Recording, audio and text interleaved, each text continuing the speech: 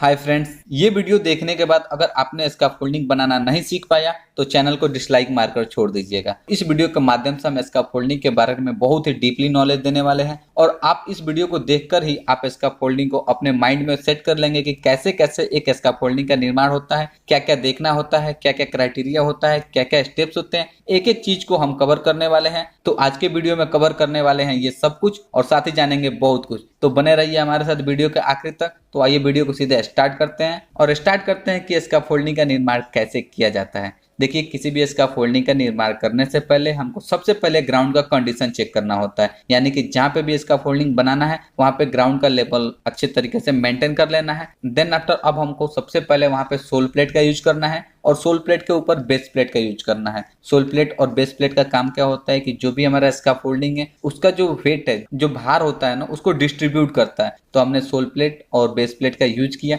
Then after अब हमको यहाँ पे इसका फोल्डिंग ट्यूब को यूज करने का है, यानी कि जो हमारा पोस्ट होता है जिसको अलाइनमेंट भी बोला जाता है। तो हमने यहाँ पे वर्टिकल हमारा पोस्ट जो है खड़ा किया चारों कोने पे। देखिए यहाँ पे मैंने कैसे कैसे खड़ा किया, ठीक है। अब ये जो हमारा इसका फोल्डिंग ट्यूब जो वर्टिकल है, इसको सिक्योर करने के लिए सबसे पहले अब हमको नीचे में क्या करना होता है, यहाँ पे कीकर लिफ्ट का यूज करते हैं।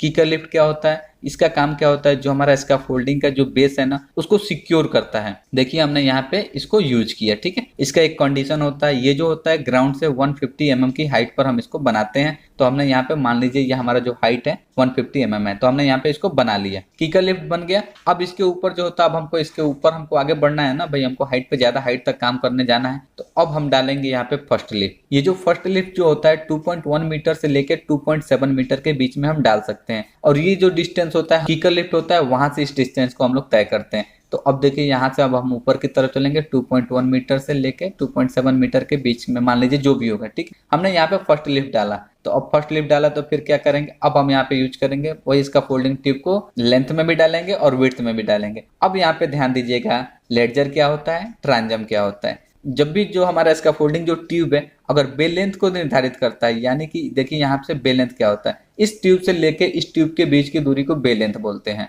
और बे विड्थ क्या होता है, इस ट्यूब से लेके इस ट्यूब तक, ध्यान दीजिए यहाँ पे, यहाँ से लेके यहाँ तक, इसको बे विड्थ बोलते हैं। यानी कि अगर जो लंबाई है उसको लेंथ बोलेंगे, जो चौड़ाई है उसको विड्थ बोलेंगे। कन्फर्म।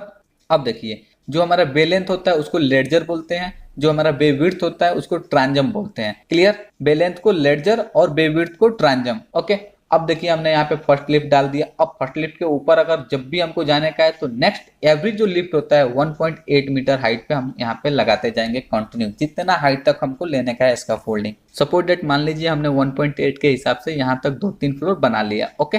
अब हम क्या करेंगे, हमारा इसका फोल्डिंग यहाँ तक तो बन गया। इसके बाद हमको काम करने के लिए प्लेटफॉर्म चाहिए। तो प्लेटफॉर्म के लिए हमको क्या करना होगा, प्लैंक चाहिए। तो हमने यहाँ पे प्लैंक डाल दिया। देखिए इससे पहले हमको यहाँ पे क्रॉस ब्रेसिंग भी यूज करना होता है कि ताकि हमारा जो इसका फोल्डिंग है उसको हम सिक्योर करते रहे, मतलब उससे हमारे इसका फोल्डिंग में स्टेबिलिटी आती है। अब देखिए हमने क्रॉस ब्रेसिंग भी डाल दिया, अब प्लैंक भी डाल दिया। अब एक बात यहाँ पे थोड़ा ध्यान दीजिए, ये जो प्लैंक जो होता है ना ट्रांजम के ऊपर में रखते हैं, यानी कि पहले हम लोग लेडजर डालते हैं, देन आफ्टर उसके ऊपर ट्रांजम डालते हैं। अब ट्रांजम के ऊपर में हम इसको प्लैंक को डालेंगे। अब प्लैंक डाल दिया, प्लैंक को सिक्योर करना पड़ेगा ना, तो प्लैंक को सिक्योर करने के लिए पुटलॉक कपलर का यूज करते हैं। अब एक और चीज यहाँ पर नोटिस करिएगा, जब भी हम किसी भी लेडजर या ट्रांजम को जोड़ते हैं, यानी कि कोई भी पाइप जो वर्टिकल दिशा में अगर हम ले जा रहे हैं किसी इसका फोल्डिंग ट्यूब से, तो उसके लिए हम राइट एंगल कपलर का यूज करते हैं। तो राइट एंगल कपलर यहाँ पे होगा, यहाँ पे होगा, यहाँ पे होगा। तो इन जितने भी 90 डिग्री आप देख रहे हैं वहां पे राइट एंगल कपलर होगा। राइट एंगल कपलर का मतलब हो गया 90 डिग्री, तो फिक्स होता है, उसको फिक्स कपलर भी बोला जाता है। अब देखिए ये जो क्रॉस ब्रेसिंग है यहाँ पे हम स्विवेल कपलर का यूज करते हैं और इसका फोल्डिंग का जो प्लैंक होता है उसको सिक्योर करने के लिए पुटलॉक कपलर का यूज करते हैं। ओके।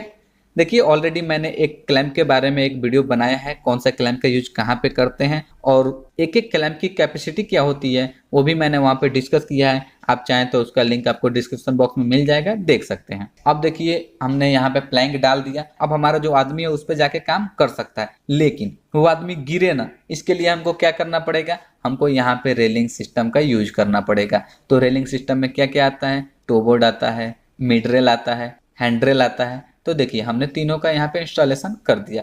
अब जो हमारा प्लेटफॉर्म है चारों तरफ से सिक्योर हो गया। ओके, अब ये जब प्लेटफॉर्म सिक्योर हो गया तो भाई अब हमको इसके ऊपर जाने का है, हम तो उड़ के जाएंगे नहीं। तो यहाँ पे अब हमको मांगता है यहाँ पे लैडर। देखिए यहाँ से यहाँ तक मैंने एक लैडर डाल दिया। लैडर को मिनिमम 2 जगह पे इसको सिक्योर करना होता है। जैसे जैसे हम स्कैफोल्डिंग का निर्माण करते जाते हैं, हाइट पे जाते हैं, तो जब हम लैडर से ऊपर चढ़ गए कुछ हाइट तक चढ़ने के बाद अब हमको वहां पे एक प्लेटफॉर्म देना होता है। फॉर एग्जाम्पल मान लीजिए हमने 6 मीटर चढ़ा, फिर एक प्लेटफॉर्म दिया, फिर 6 मीटर चढ़ा, फिर एक प्लेटफॉर्म दिया। तो ऐसे कर करके लैडर का इंस्टॉलेशन किया जाना चाहिए। ओके, अब देखिए यहाँ पे ये जो लैडर होता है 300 बाई 300 का होता है। ये जो लैडर है ना इसको बोलते हैं रंग। इसकी जो कैपेसिटी होती है 225 से 235 केजी तक होती है। ठीक है, अब देखिए लैडर को सिक्योर किया, मिनिमम 2 जगह पे सिक्योर किया। एक और बात यहाँ पे देखिए, ये जो पाइप हम स्कैफोल्डिंग का यूज करते हैं, यहाँ से जो हम पाइप को बाहर जो निकालते हैं ना इसको बोलते हैं प्रोजेक्शन। इसकी जो हाइट होती है मिनिमम 50 mm होनी चाहिए और मैक्सिमम हम इसको 150 तक निकाल सकते हैं, इससे ज्यादा नहीं। तो इसको क्या बोलते हैं? प्रोजेक्शन। अब देखिए ये जो पाइप हमने यहाँ पे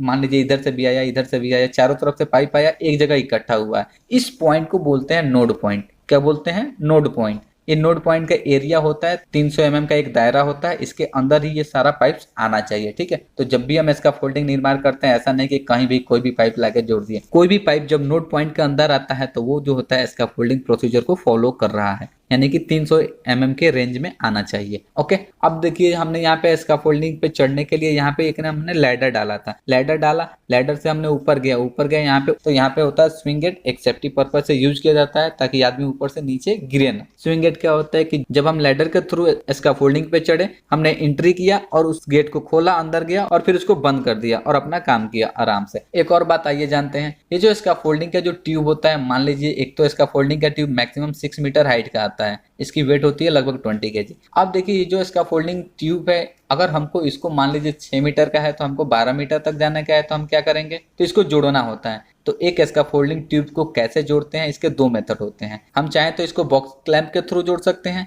या फिर डायरेक्टली पाइप टू पाइप भी कनेक्शन जोड़ा जाता है। तो पाइप टू पाइप कैसे जोड़ते हैं? हमने एक पाइप और दूसरे पाइप के बीच में मिनिमम 3 क्लैंप्स डाला जाता है। एज पर प्रोसीजर के हिसाब से मिनिमम 3 क्लैंप्स यहाँ पे रिक्वायर्ड होते हैं। और दूसरा जो होता है बॉक्स क्लैंप। जब भी हम बॉक्स क्लैंप का यूज करते हैं तो यहाँ पे एक स्लाइंस का यूज करते हैं। स्लाइंस क्या होता है? एक पाइप होता है, दोनों पाइप के बीच में, यानी जहाँ पे हमने बॉक्स क्लैंप का यूज किया है ना वो सेंटर में आ जाएगा और ये जो स्कैफोल्डिंग का छोटा वाला जो ट्यूब है दोनों पाइप से कनेक्ट करके यहाँ पे हम स्विवेल क्लैंप के थ्रू इसको कनेक्ट कर देते हैं। तो यहाँ पे हम क्या करते हैं, स्विवेल कपलर के थ्रू दोनों साइड से एक एक क्लैंप डाल के इसको जोड़ देते हैं। तो इसको स्लाइंस बोलते हैं इस ट्यूब को, और इस प्रकार से इसको जोड़ा जाता है। और सेकंड में क्या होता है कि डायरेक्ट पाइप टू पाइप भी क्लैंपिंग किया जाता है। तो इस प्रकार से एक ट्यूब से दूसरे ट्यूब को जोड़ा जाता है। ओके, एक और पॉइंट यहाँ पे ध्यान दीजिए, जब हम स्कैफोल्डिंग का निर्माण कर रहे थे तो यहाँ से यहाँ तक की दूरी 2.1 मीटर है या फिर यहाँ से यहाँ तक 1.8 मीटर है। तो ये जो गैप है, तो कोई भी स्कैफोल्डर इतना डिस्टेंस एक ही बार चढ़ नहीं सकता है, इसलिए वो बीच में क्या करता है लोग कि टी के यूज करता है। एक स्कैफोल्डिंग ट्यूब होता है, बीच में कहीं भी उसको लगा के वहां पे क्लैंपिंग करके इसके थ्रू व्यक्ति जो है ऊपर की तरफ चढ़ता है। और दूसरी चीज, ये जो हमने प्लैंक डाला है, 2 प्लैंक के बीच की जो गैप होती है मैक्सिमम 1 इंच से ज्यादा नहीं होना चाहिए। तो ये सारे क्राइटेरिया थे एक स्कैफोल्डिंग का निर्माण करने में। आई होप कि ये वीडियो आपके लिए यूजफुल था। तो कैसा रहा यह वीडियो कमेंट बॉक्स में अवश्य बताएं। और साथ ही अगर आपने अभी तक हमारे चैनल को सब्सक्राइब नहीं किया है तो कृपया हमारे चैनल को सब्सक्राइब करें ताकि आने वाले वीडियो का नोटिफिकेशन आपको प्राप्त हो। तो दोस्तों मिलते हैं हम आपसे अगले वीडियो में एक नए टॉपिक के साथ। तब तक के लिए बाय बाय, टेक केयर।